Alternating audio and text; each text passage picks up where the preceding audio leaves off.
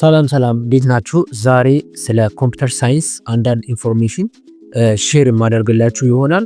ማለትም ኮምፒውተር ሳይንስ ለመግባት ምን እንደሚያስፈልግ፣ እንደገና ደግሞ ምን ቻሌንጅ ሊያጋጥማችሁ ይችላል፣ እንደገና ግቢ ገብታችሁ በኮምፒውተር ሳይንስ ዲፓርትመንት ኢፌክቲቭ ለመሆን ምን ማድረግ እንዳለባችሁ፣ እንደገና ደግሞ የት ልትቀጠሩ እንደምትችሉ፣ የስራ ኦፖርቹኒቲ የት እንደሚሆን እንደሚችል የምናይ ይሆናል ማለት ነው። እና በመጀመሪያ አዝ ዩኒቨርሲቲ ኮምፒውተር ሳይንስ ለመግባት የምትፈልጉ ግቢ ገለቀባችሁ ተማሪዎች በመጀመሪያ ብዙ ጊዜ ለምሳሌ በሐዋሳ ዩኒቨርሲቲ ግሬድ ማተር ያደርጋል። ብዙ ተማሪ ኮምፒውተር ሳይንስ መግባት ስለሚፈልግ ግሬዳችሁ ትንሽ ከፍ ሊል ይገባል ማለት። ስለዚህ አለበለዚያ ኮምፒቲሽን ስለሚኖር ዲፓርትመንቱን ላታገኙ ትችላላችሁ። ስለዚህ በቻላችሁ አቅም ፍሬሽማን ሰከንድ ይር ላላችሁ ተማሪዎች ፍሬሽማን ሰከንድ ሴሚስተር ላላችሁ ተማሪዎች ግሬዳችሁን ብትሰሩ አሪፍ ነው። ሜቢ የመግባት እድላችሁን በጣም ከፍ ያደርግላችኋል ማለት ነው። እና ምናልባት ጀስት ዲፓርትመንቱን መግባት ብቻ አይገድም። ባትገቡ እንኳን ኮምፒውተር ሳይንስ ውስጥ ያሉ ኮርሶችን በራሳችሁ መማር ትችላላችሁ። ግን ኮምፒውተር ሳይንስ ዲፓርትመንት ውስጥ ለመግባት ነው ለምትፈልጉ ግሬድ ብትሰሩ ተመራጭ ይሆናል ማለት ነው። ለምሳሌ ደግሞ ኮምፒውተር ሳይንስ ውስጥ ስትገቡ ብዙ ቻሌንጆች አሉ። ቻሌንጅ ያጋጥማችኋል ማለት ኤክስፔክት አድርጋችሁ የምትመጡትና ውስጥ ተቆጣችሁ ሪያሊቲው በጣም ሊለያይባችሁ ይችላል።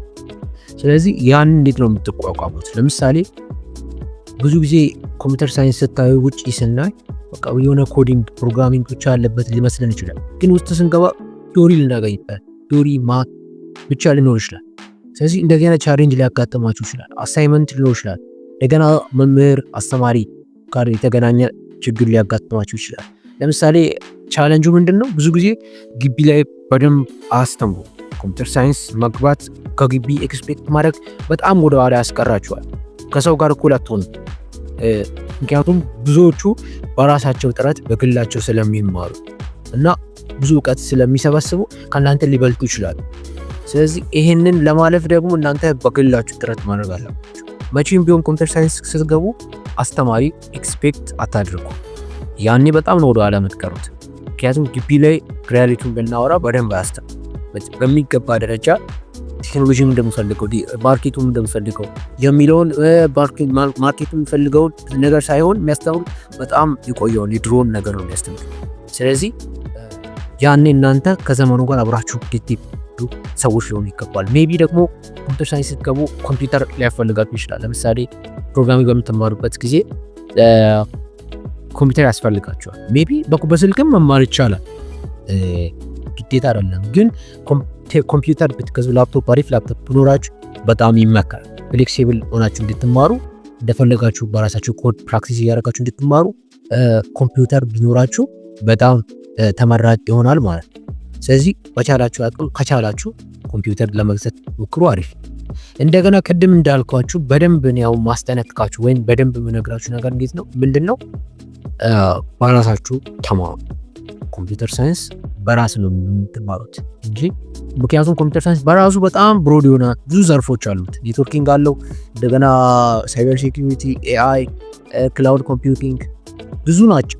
ከነዛ ውስጥ እናንተ ግን በግል አንድ ዘርፍ ሴሌክት አድርጋችሁ መማር ትችላላችሁ። ላይክ ለምሳሌ ሜቢ በራሳችሁ ዌብ ዴቨሎፕመንት መማር ትችላላችሁ። በራሳችሁ ሞባይል አፕሊኬሽን ትምህርት ቤት አጠብቁ፣ በጣም ነው ወደኋላ የሚያስቀራችሁ። ስለዚህ የክላስ ኤክስፔክት ሳታደርጉ በራሳችሁ ጥረት በራሳችሁ በደንብ ተማሩ። ስለዚህ ስትወጡ ብዙ የስራ ኦፖርቹኒቲ አለ። አሁን እያያችሁ ከሆነ ሁሉም ዘመኑ በጣም እየተጓዘ ያለው ወደ ቴክኖሎጂ ስለሆነ ካሁኑ ኮምፒውተር ሳይንስ እንደገባችሁ ከክላስ ጎን ለጎን ራሳችሁ ቁጭ ብላችሁ ኮዲንግ አስተምሩ።